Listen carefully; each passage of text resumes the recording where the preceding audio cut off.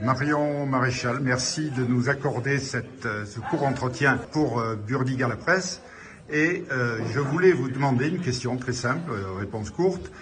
Quelle sera votre première action une fois que vous serez élu à l'Assemblée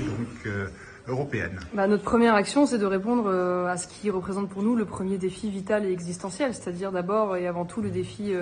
migratoire qui est particulièrement criant depuis maintenant quelques années, puisque, sachez-le, depuis 2022, il y a davantage de migrants qui rentrent sur le sol européen que d'enfants qui naissent sur le sol européen, ce qui est la démonstration évidemment du grand remplacement à l'œuvre que nous dénonçons ici en France. Et donc l'objectif, c'est de faire en sorte que dorénavant l'Union européenne soit aux côtés des Européens pour les aider à coordonner la défense de leurs frontières. Et donc c'est pour ça que nous défendons l'idée d'une triple frontière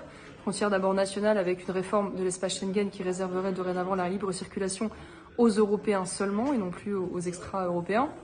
Une frontière en Méditerranée avec la défense d'un blocus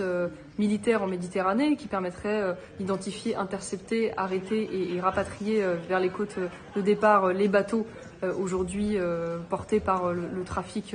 de passeurs et puis évidemment de détruire les embarcations sur les ports de départ. Et puis la troisième frontière qui finalement est une frontière à l'extérieur même du continent européen et qui consisterait à défendre l'idée de financement de centres d'accueil donc dans des pays de départ pour que l'étude des dossiers et l'éventuel refus se fasse à l'extérieur des frontières et puis de permettre aussi la facilitation de la remigration de populations que nous ne souhaitons plus maintenir en France, donc des personnes étrangères